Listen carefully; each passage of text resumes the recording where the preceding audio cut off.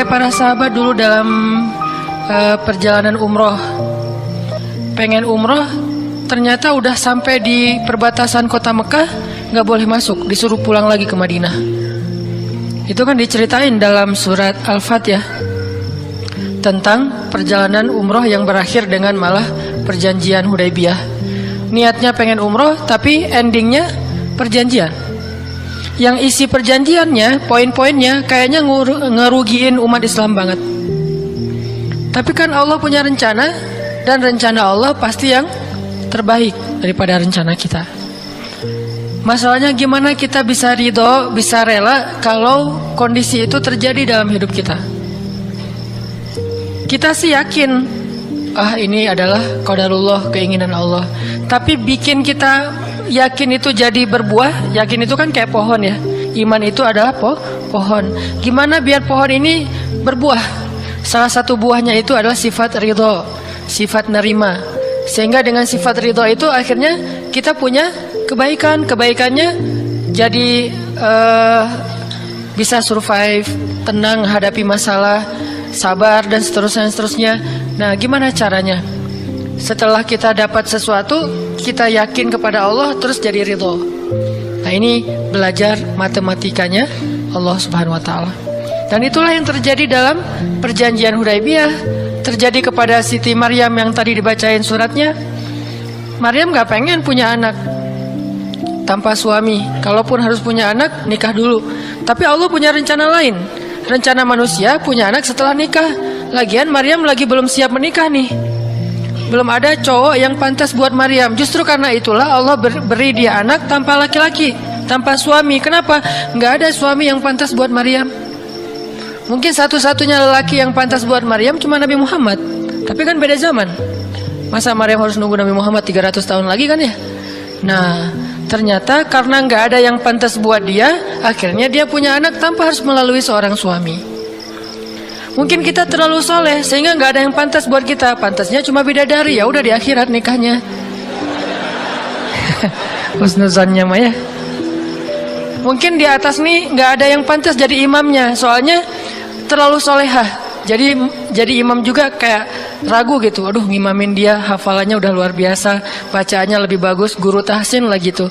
Saya baru belajar pratahsin, masa mau jadi imam seorang cewek yang guru tahsin? Karena dia terlalu keren, akhirnya nggak ada yang pantas buat dia nih. Maryam kayak gitu banget. Karena terlalu keren, terlalu soleh, sampai ulama aja ragu Maryam ini nabi atau bukan gitu. Sehingga ada dua pendapat ulama, sebagian bilang Maryam bukan nabi, orang soleh. Tapi ada ulama yang bilang Maryam itu emang nabi, satu-satunya nabi dari cewek. Satu dari 4 perempuan yang sempurna. Dan di antara 4 itu kayaknya menurut sebagian ulama Maryam nomor 1 tuh. Walaupun secara usia Asia, Maryam, Khadijah, Fatimah, tapi Maryam itu paling keren lah. Tiba-tiba hamil, datang cowok keren, baju putih, jubah putih, auranya tuh luar biasa. Pokoknya cowok paling keren aja. Sampai Maryam kaget dan berta'awuz, Inni a'udzu birrahmani minka in kunta taqiyya. Aku berlindung kepada Allah dari kamu. Ketemu cowok keren malah berlindung, bukan bersyukur. Coba. Duh, keren banget ya. Astagfirullah, auzubillah, gitu kan ya. Nih Maryam nih. Duh, ceweknya keren banget. Udah lama ngelihat baru auzubillah, enggak. Dari awal auzubillah. Kenapa? Ada pasangan di sebelah gitu. Ada istrinya. Nah, Maryam langsung ta'awuz, inni a'udzu birrahman minka in kunta taqiyya. Kata Jibril, cowok keren itu ternyata namanya Gabriel. Kata Gabriel, innama ana rasulu rabbik li'ahaba laki ghulaman zakiyya. Jangan takut Maryam, aku itu utusan Tuhanmu, artinya malaikat yang pengen ngasih kamu anak yang sangat suci. Kata Maryam, anna yakunu li ghulam, gimana saya akan punya anak, walam yamsasni basyarun, gak ada seorang laki-laki pun yang pernah nyentuh saya, nyentuh aja gak pernah. Walam aku baghiyya, dan saya juga tidak pernah merendahkan diri depan laki-laki, artinya berbuat dosa. Anna yakunu li ghulam, gimana caranya saya punya anak? Kata Jibril, kadzaliki qala rabbuki huwa alayya hayyin. Itu udah kehendak Allah, kehendak Allah. Dan itu hayyin, mudah banget buat Allah Subhanahu wa taala. Sepele banget lah buat Allah. Fahamalat, tiba-tiba Maryam hamil. Fantabatat bihi makanan qasiyya, karena Maryam malu ketahuan hamilnya, akhirnya Maryam pun pergi ke suatu tempat yang terpencil, qasiyya, Aqsa. Aqsa itu artinya tempat yang jauh. Masjidil Aqsa disebut Al-Aqsa karena dia jauh dari Masjidil Haram. Kalau Madinah kan dekat. Masjid yang paling mulia kan ada 3 itu ya, Mekah, Madinah, Palestina. Nah, dia disebut Aqsa karena tempatnya jauh. Makanan qasiyya, tempat yang sangat jauh, terpencil, nggak ada siapa-siapa. Fantabatat bihi makanan qasiyya. Fa'aja ahal makhadu. Tiba-tiba dia udah harus ngelahirin setelah sekian bulan, mungkin 9 bulan. Qalat, dia bersandar di sebuah pohon, kemudian dia berkata, ya laitani mittu qabla hadza wa kuntu nasyam mansiya. Dia kayak orang menyampaikan satu bentuk kalimat sedih, kayak kalau bahasa sederhananya kayak ngeluh gitu. Ya laitani mittu qabla hadza, aduhai seandainya aku mati aja daripada harus menanggung malu kayak gini. Maryam itu kan pemalu banget. Mahkota sifat malu itu dipakai banget sama Maryam. Makanya ketahuan hamil nggak punya suami, itu buat Maryam pukulan paling luar biasa, telak banget. Walaupun dia nggak berbuat dosa, tapi tetap aja orang kan ngata-ngatain dia. Ditambah lagi Bani Israel, tahu sendiri kan, Bani Israel suka banget viralin fitnah. Ada apa viral Bani Israel teh? Maryam hamil di luar nikah, viral. Semua orang ngomongin mana Maryam. Terus rumahnya tuh dilemparin batu karena dianggap sebagai pembawa sial bagi Bani Israel. Dasar Maryam ngaku-ngakunya suci, sok suci segala macam. Sehingga Maryam bilang, ya laitani mittu qabla hadza, aduhai seandainya saya mati aja sebelum ini terjadi pada saya. Sehingga saya menjadi orang yang tidak pernah dibicarakan oleh siapapun. Sedih. Berarti pengennya Maryam beda dengan pengennya Allah. Secara emosional, secara manusiawi, secara fitrah ada penolakan dan itu manusiawi. Maryam menolak. Begitu juga sahabat Muhajirin. Wa inna fariqam minkum lakarihun. Minhum lakarihun. Walaupun sebagian kalian itu dalam keadaan karih, menolak, nggak suka. Emangnya kita mau nerima musibah? Pasti kita nolak kan secara spontan, fitrah, manusiawi, nolak. Ya laitani mittu qabla hadza wa kuntu nasyan mansiya. Aduhai seandainya aku mati aja sebelum kejadian ini terjadi padaku, sehingga nggak ada orang yang ngomongin tentang aku. Jadi nggak ada trending topik tentang Maryam waktu itu. Dia berharap kayak gitu. Semua berita buka channel mana aja Maryam. Asal buka Instagram yang muncul duluan di home tuh Maryam. Viral banget, semua orang ngomongin Maryam. Sehingga Maryam bayangin, semua orang ngomongin kita se-Indonesia. Karena emang sebelumnya kan Maryam memang selebgram banget kan. Semua orang pengen nge-following Maryam. Jangankan yang cewek-cewek, yang cowok juga pengen nge-following Maryam. Cuman gak ada yang pantas. Semuanya kagum sama Maryam, respect. Tiba-tiba berubah. Kalau gak naik, jatuh kan gak berasa nih. Kita gak naik jatuh, paling keseleo dikit. Tapi kalau naiknya udah terlalu tinggi jatuh, kan lebih sakit nih. Maryam tuh naiknya udah terlalu tinggi. Saking tingginya sampai Nabi menyebut dia satu di antara 4 yang sempurna di muka bumi. Gak ada perempuan yang sempurna kecuali 4 itu. Itu benar-benar dipuja-puja tuh Maryam. Pengen punya anak nanti namanya Maryam. Pengen punya istri kayak Maryam.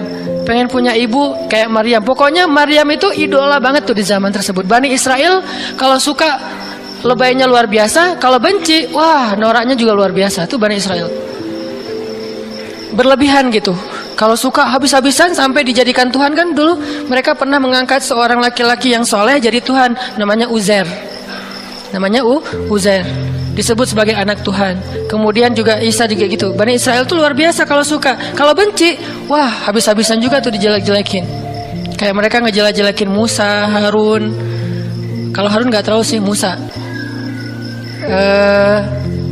Kayak mereka ngejelek-jelekin Nabi malaikat Mikail, malaikat Jibril. Kan Bani Israel paling gak suka sama Jibril ya. Jadi gak ada orang Yahudi nama anaknya Gabriel tuh gak ada. Rata-rata nama anaknya Michael. Karena mereka senang banget sama Mikail, gak suka sama Jibril. Kenapa? Jibril itu kalau turun pasti bawa perintah, wahyu kan. Jibril mah hese, bawa perintah wae gitu. bawel Jibril menurut mereka. Kalau Mikail keren, bawa rezeki, bawa rahmat, bawa apa, sehingga mereka senangnya sama Mikail. Dibikinlah film jin versus Gabriel. Malah nggak yang baik itu waktu itu jin. Kan banyak tuh film-film kayak gitu tuh. Itu memang dari dulu kayak gitu. Nah, Maryam naik tinggi, dipuja-puja semua orang. Maryam, kalau ketemu Maryam, fall back dong, gitu-gitu pada. Wah, pokoknya heboh aja sama Maryam. Tiba-tiba ada kasus, Maryam kan jatuhnya dalam banget, sehingga Maryam tuh nggak siap perasaannya. Bukan karena dia sombong dan senang dipuja, tapi memang dia orang yang selama ini nggak melakukan kesalahan apapun, tiba-tiba dihadapkan dengan tuduhan yang sangat-sangat menyedihkan. Mirip dengan yang dialamin oleh Aisyah, dituduh selingkuh. Orang sekelas Aisyah dituduh selingkuh kan berat banget. Kita aja dituduh macam-macam udah wah sedih kan, apalagi Aisyah, sekelas Aisyah yang terjaga dituduh selingkuh. Maryam terjaga dituduh selingkuh. Ternyata diam-diam Maryam, banyak banget ada versi gosip dia melakukannya dengan rahib. Ada gosip melakukannya sesama murid di Al-Aqsa, ada gosip melakukan dengan Zakaria, banyak gosip. Berat banget buat Maryam, sehingga Maryam mengatakan, ya laitani mittu qabla hadza wa kuntu nasiyan mansiya. Aduhai seandainya aku mati aja. Aduhai seandainya dulu aku nggak bikin akun Instagram, pasti nggak akan jadi apa-apa gitu. Nyesel udah punya akun. Udah gitu banyak lagi yang ngomongin. Akhirnya turun ayat, turun lagi Jibril, turun malaikat. فناداها من تحتها ألا تحزني قد جعل ربك تحتك سريا. Dipanggillah Maryam oleh malaikat itu, ya Maryam, la tahzani. Kalau Abu Bakar, la tahzan. Kalau Maryam, la tahzani. Dua orang yang disebutkan kalimat la tahzan di dalam Al-Quran.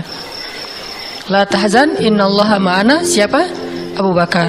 Kalau Maryam, la tahzani, qad ja'ala rabbuki tahtaki sariya. Jangan sedih wahai Maryam, enggak usah khawatir. Allah udah memunculkan mata air di bawah kakimu. Artinya Allah yang akan merawat kamu, Allah yang akan ngebelain kamu, Allah yang akan deketin kamu, Allah bersama kamu wahai Maryam. Apa pelajarannya di sini teman-teman?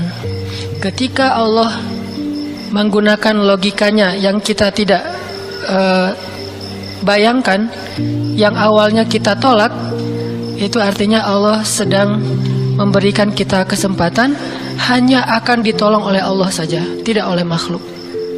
Ketika Allah menempatkan kita dalam satu situasi yang sulit, yang sampai bikin kita kehabisan ide nih gimana cara keluar dari situasi ini, itu berarti Allah lagi ngasih kita kesempatan masuk dalam sebuah situasi yang tidak ada yang bisa nolong kita kecuali Allah. Allah pengen nolong sendiri. Dan pertolongan Allah itu ajaib. Tapi kalau Allah tempatkan kita dalam sebuah situasi yang kita masih berpikir dan menemukan beberapa jalan walaupun belum pasti bisa, berarti kita masih diberikan kesempatan yang nolong kita itu makhluk. Oh, minta tolong ke si fulan, minta tolong si fulan. Tapi begitu kita mentok, kenapa ya kok berat banget nih masalah saya? Berarti Allah lagi menempatkan kita di sebuah situasi yang Allah sendiri yang akan menolong kita. Itulah perang Badar, itulah perang Ahzab, itulah Hudaybiyah, itulah Maryam, itulah banyak kisah kayak gitu. Situasi yang kayak udah mentok banget, yang nggak pernah kita bayangkan, yang kita awalnya pasti nolak secara spontan. Berarti Allah lagi nempatin kita di sebuah situasi yang Allah pengen men-treat kita langsung sendiri, nggak mau pakai yang lain. Qad ja'ala rabbuki tahtaki sariya. Allah sendiri yang akan memunculkan mata air di bawah kakimu wahai Maryam. Ayub juga kayak gitu. Semua dokter datang, habis uang Ayub untuk biaya dokter tapi nggak sembuh. Kenapa? Allah nggak pengen kesembuhannya dengan cara-cara yang kebayang oleh Ayub. Allah nggak pengen kita dapat jodoh dengan cara yang kebayang oleh kita. Reunian, stalking Instagram, salah ngambil kebab. Pokoknya yang kebayang sama kita itu nggak akan. Kenapa? Allah pengen ngasih kita cara yang cuman Allah sendiri yang tahu, dan itu surprise, dan itu istimewa banget. Apa itu? Kalau saya tahu berarti bukan surprise kan? Tunggu aja, masing-masing punya rahasia sendiri-sendiri. Dan ini yang bikin kita terus berharap. Sehingga Maryam tiba-tiba ngelihat di bawah kakinya sama Isa udah ada mata air. Minumlah dari mata air itu. Terus kata Allah, wa huzzi ilaiki bijid'in nakhlah tusaqit 'alaiki rutban janiyya. Ya Maryam, goyangkan pohon kurma yang ada di sebelahmu. Kan dia tadi bersandar di pohon kurma pas ngelahirin, terus disuruh goyangin tuh pohon kurma. Saya pernah bilang, bayangin gimana seorang perempuan yang baru ngelahirin, yang lagi lemah, disuruh goyangin pohon kurma. Pohon kurma itu ukuran diameternya sebesar meja ini nih, lebih besar daripada diameter pohon kelapa. Bayangin, ngegoyang pohon kurma sebesar ini, seorang perempuan, goyang gak tuh pohon? Gak bakal. Laki-laki aja gak goyang, apalagi sendiri. 10 orang laki-laki aja ngegoyang pohon kurma segede ini, belum tentu goyang. Goyang aja enggak, apalagi sampai ngejatuhin buah kurma. Kalau buah kurma yang udah tua jatuh masih mending, nih yang muda jatuhnya tuh, berarti kan goyangnya lumayan tuh. Berapa skala Richter ya? Yang muda jatuhnya rutoban janiyya, bukan korma yang tamar, yang udah tua, yang udah emang dihembus juga pakai angin jatuh, enggak. Wahuzzi, goyangkan pohon kurma itu ya Maryam. Apakah Maryam berpikir Allah kalau ngasih perintah yang logis deh? Enggak kan? Kan Allah tahu ini pohon kurma dan saya baru ngelahir, masa disuruh goyang? Enggak. Logika kayak gini, pertanyaan kayak gini nggak muncul dari orang yang udah pasrah banget sama Allah, yakin kalau Allah yang perintahkan, lakukan aja deh. Gak usah tanya gimana nanti hasilnya, itu bagian Allah, bagian kita ngelakuin apa yang Allah perintahin, disebut dengan ikhtiar. Kadang-kadang ikhtiarnya nggak nyambung dengan hasil, tapi Allah suruh, ya udah lakuin aja. Maryam pegang tuh pohon, baru digoyang dikit udah langsung berguncang. Tusaqit 'alaiki, jatuhlah, bukan jatuh, berjatuhanlah, berarti banyak nih. Berjatuhanlah untukmu rutaban janiyya, buah-buah kurma yang masih muda tapi manis. Artinya apa? Hasilnya Allah yang pilih kurma yang mana yang mau jatuh, dengan rasa apa yang mau jatuh, yang jaraknya sekian dari tempat duduknya yang Maryam yang akan jatuh. Allah yang menentukan hasil. Tugasnya Maryam cuma ngegoyangin dong, walaupun gak mungkin akan terguncang. Ini iman. Belajar iman. Allah yang suruh, ya sudah saya lakukan. Allah suruh ikhtiar, ya saya ikhtiar. Allah suruh berobat, ya saya berobat. Tapi hasilnya Allah yang nentuin kayak gimana caranya. Akhirnya rutoban janiyya, berjatuhan. Kata Allah, fakuli washrobi wa qarri aina. Makanlah Maryam, minumlah Maryam, dan bersenang hatilah kamu dengan semua ini. Sehingga kata Nabi komen setelah baca ayat ini nih. Nabi komen Nabi apa? Korma dan manusia itu ada hubungan sejarah, diciptakan dari jenis tanah yang sama. Jadi pohon-pohon lain itu jenis tanahnya beda, cuman satu yang mirip dengan manusia, jenis tanahnya korma. Sehingga salah satu yang cepat merecovery seorang perempuan yang baru ngelahirin adalah makan rutoban janiyya, korma yang yang muda tapi manis. Jangan dikasih ke bayinya ya, keselak, bahaya. Kasih ke ibunya. Kalau ke bayinya tamar, korma yang udah tua, terus dikunyah sama bapaknya dengan syarat bapaknya udah gosok gigi. Jangan habis makan bala-bala cengek makan kurma ngasih ke bayi. Kasih ke bayi yang tua, kasih ke ibunya yang muda, dan itu cepat merecovery seorang perempuan. Kata Nabi, di situ ada obat dari penyakit. Intinya teman-teman, kayak gitu ternyata cara Allah. Ini logika Allah nih. Sehingga ketika kaum muslimin, balik lagi ke surat Al-Anfal, dihadapkan dengan satu pilihan yang mereka nggak pernah ngebayangin, dan secara spontan karihun, menolak, maka Allah Subhanahu wa taala menyampaikan kenapa Allah memilih itu. Karena kata Allah, tujuan dalam pencegatan ini bukanlah mengambil harta, tetapi untuk menunjukkan mana yang benar, mana yang batil. Ya sudahlah, daripada menentang Allah, sami'na wa ata'na, ikut. Walaupun sebetulnya hatinya masih karihun, nggak rela gitu. Ikutlah pilihan Allah dan Rasul. Mereka pun ganti rute, dari yang tadi rute mau mencegat Abu Sufyan, sekarang rute kepada Abu Jahal. Mulai ngutus mata-mata Abu Jahal, berapa pasukannya segala macam, bermalam di sebuah tempat di daerah situ. Malamnya Nabi itu nggak bisa tidur. Nabi sepanjang malam beristighosah. Jadi istighosah itu teman-teman salah satu di antara sunnah-sunnah Nabi SAW. Apa istighosah artinya? Doa yang sangat lama. Nabi malam itu sama Abu Bakar berdua nggak tidur, yang lain pada tidur kan besok mau perang nih. Malam ini mereka tidur, besok mau tanding aja disuruh tidur kan ya. Apalagi besok mau perang. Tidur, wajib tidur. Yang belum tidur pokoknya pura-pura tidur. Tidur aja. Kayak kita besok mau akad kan harus tidur ya. Walaupun susah tidurnya.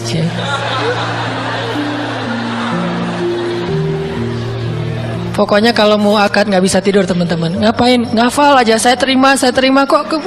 Nanti takut salah saya tolak kan bahaya. Udah diizinin sama calon mertua masih ditolak. Nah, malamnya pada tidur kecuali 2 orang, Rasul sama Abu Bakar. Selalu berdua orang ini nih, pokoknya soulmate banget. Direkam soulmate-nya di Al-Quran. Rasul beristighosah, doa yang sangat khusyuk, berharap banget, panjang lagi doanya sepanjang malam, sampai Nabi mengangkat kedua tangannya itu nggak gini, tapi gini. Pernah nggak doa gini? Nah, makanya masih sendiri ya. Coba istighosah, ya Allah. Langsung tuh. Jadi kalau doa jangan gini doang, apalagi gini santai. Sesekali doa, Allah, ternyata belum naik lagi sampai mungkin. Dan itu ada sunnahnya, Nabi berdoa dengan, kan Nabi berdoa kadang mengangkat tangan, kadang tidak mengangkat tangan. Kayak doa sehari-hari misalnya angkat tangan kan ya. Kayak mau makan misalnya, Bismillahirrahmanirrahim wa ahya, Allahumma barik lana gitu ya. Kan nggak harus ngangkat tangan. Sariwai ini. Nah, udah kadang Nabi doanya gini, nelunjuk, bukan perintah Allah, ya Allah kasih lo ya, enggak. Nelunjuk dengan filosofi Arab sama filosofi Indonesia beda. Makanya jangan menerjemahkan teks Arab dengan konteks kita, dengan persepsi kita. Terjemahkan dengan persepsi bahasa sendiri. Apa sih maksudnya? Gitulah. Jadi di Arab tuh kalau gini bukan merintah. Gini tuh artinya cuma engkau yang saya harapin ya Allah gitu maksudnya. Jadi kalau ya Allah itu maksudnya engkau doang yang saya harapin, iya karena budua iya karena selain gitu. Bukan ya Allah pokoknya harus ya bukan. Kalau kita pakai dengan logika kita kan kok doa sih nggak sopan sama Allah kayak gitu-gitu amat. Kalau ke manusia mungkin gitu agak kurang sopan. Kalau ke Allah sopan. Bisa gini, bisa biasa aja, bisa gini. Gini juga ada beberapa level. Ada yang gini sampai ke paling atas. Biasanya yang paling atas tuh bab jodoh sih. Kalau bab kuliah masih gini, kerja, giliran jodoh paling tinggi. Apalagi kalau udah jodohnya balikan sama mantan, tuh kayaknya naik kursi lebih tinggi lagi. Jadi malam itu Nabi beristighosah sampai syal beliau jatuh, nangis, janggut beliau basah dengan air mata, nangis panjang malam, ya Allah jika besok kami kalah perang, terbunuh semua, mungkin di muka bumi ini nggak akan ada lagi orang yang menyebut la ilaha illallah. Abu Bakar ngambil rida syalnya Rasul, ditaruh lagi, cukup bagimu ya Rasulullah, cukup ya Rasulullah. Allah udah mendengar. Abu Bakar menenangkan Rasul, tapi Rasulullah terus saja gitu. Kayak kita lagi doa kata teman, udah Allah udah dengar, taruh dulu. Kalau kita mah gitu ya. Nah, tapi jangan dibayangin gitu. Rasulullah pasti khusyuk banget, nggak kayak kita. Udah selesai berdoa, pagi-pagi sahabat riuh. Innalillah gitu. Kalau kita kan innalillah pasti ada yang meninggal ya. Siapa yang meninggal? Enggak, innalillah itu musibah, enggak harus selalu orang meninggal. Ya Rasulullah maafkan kami. Kenapa? Ternyata sebagian para sahabat malam itu digoda oleh syaitan sehingga semua pada mimpi basah. Maaf. Tapi kayak gitu emang sejarahnya. Bukan semua, sebagian besarnya mimpi basah. Sehingga pas bangun mereka dalam keadaan junub, kotor, tidak suci, tapi nggak ada air. Untuk wudhu aja kurang, apalagi untuk mandi. Dan mandi junub kan harus semuanya. Sedangkan besok mereka mau berperang melawan musuh dalam keadaan tidak suci. Ini kayak pertanda buruk gitu. Dan mereka merasa mentalnya makin drop. Tiba-tiba Allah beri ketenangan buat mereka. Turun air hujan. Malam itu hujan turun. Hujannya hujan lokal lagi. Camp kaum muslimin hujan, camp orang kafir enggak. Hujan. Nyebrang-nyebrang, hujan enggak. Emangnya di Indonesia gitu. Di camp kaum muslimin hujan, di campnya orang kafir nggak hujan. Akhirnya pada mandi, alhamdulillah, Allahu Akbar. Itu nanti ada ayatnya setelah itu. Coba nanti baca lagi halaman kedua. Ketika ada adegan hujan segala macam, itu ceritanya kayak gitu. Akhirnya makin mantap, alhamdulillah bisa mandi, wudhu, minum. Baru mereka yakin bahwa ini adalah benar-benar perintah Allah. Nah, hidup kita tuh kalau kita ngejalanin hal-hal kayak gini, kita bakalan kayak lagi jalan bareng Allah. Sehingga nanti kita akan banyak melihat keajaiban-keajaiban Allah. Kalau kita nggak pernah masuk dalam situasi ini, kita tuh kenal Allah cuma dari kata orang, nggak pernah jalan bareng. Kita kayak kenal seseorang, tapi kata teman kita, cuma lihat postingannya doang, tapi nggak pernah jalan bareng, jadi nggak kenal dekat gitu, dan nggak akan dapat feel. Begitu juga kita kenal Allah. Kalau kita kenal Allah hanya dalam situasi normal, wajar, nyaman, berarti kita kenal Allahnya cuma dari katanya, cenah. Nggak pernah ngalamin sendiri. Begitu kita dihadapkan dengan situasi kayak gini, berarti kita lagi diajak Allah jalan bareng. Yuk jalan bareng saya. Siap ya Allah. Hah, banyak kejutan-kejutan, banyak yang bikin kita kaget. Kenapa? Karena kita jalannya dengan zat yang maha kuasa. Dia akan tunjukin kekuasaan-kekuasaannya. Dan kekuasaan Allah yang paling luar biasa ditunjukin justru dalam kesulitan. Kalau dalam normal nggak luar biasa namanya. Kayak kita sama teman kita, dia ngasih kita hadiah atau pinjam duit 100.000 pas kita lagi awal bulan, kan biasa aja ya. Coba kalau dia pinjemin duit 50.000 pas akhir bulan, kan luar biasa kan. Jadi makin kita sulit, Allah tunjukin kekuasaannya, di situ kita makin lihat gimana kita tuh bergantung banget sama Allah. Emang Allah bikin skenarionya kayak gitu. Sehingga kalau kita teman-teman dihadapkan atau dikondisikan sama Allah dalam suatu keadaan yang kita nggak siap, yang kita nolak, yang kita berontak, tapi di sisi yang lain kita yakin ini ketentuan Allah, belajar meyakini, oh Allah lagi ngajak saya jalan nih. Allah lagi ngajak saya jalan, biar lebih kenal sama Allah, biar Allah nunjukin langsung. Satu, kedua, niatin juga, oh Allah pengen memperlakukan saya khusus, nggak mau pakai yang lain, berdua aja biar Allah yang menolong saya, karena udah nggak bisa ngarap siapa-siapa. Akhirnya kaum muslimin pun melakukan peperangan Badar, duel dulu nih.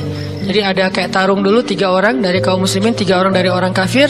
Tarung, salah satunya jagoannya Nabi, kesayangan dan kebanggaan Nabi banget, anak muda yang bernama Ali bin Abi Thalib. Ali maju, kalah musuh, terkapar, 3-tiganya mati.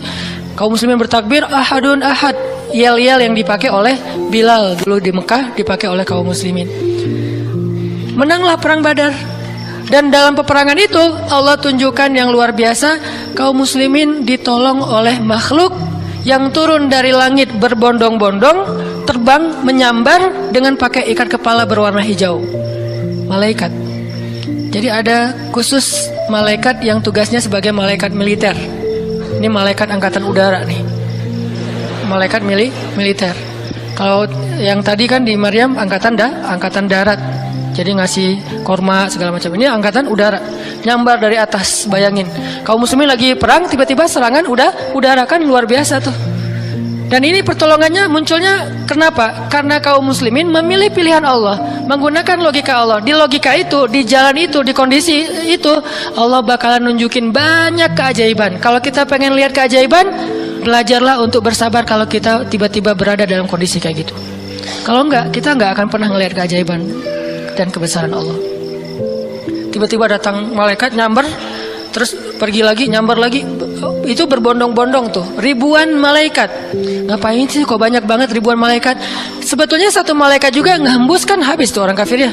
Ya apaan sih orang-orang, habis kan ya? Gampang kan buat malaikat, kenapa sampai ribuan?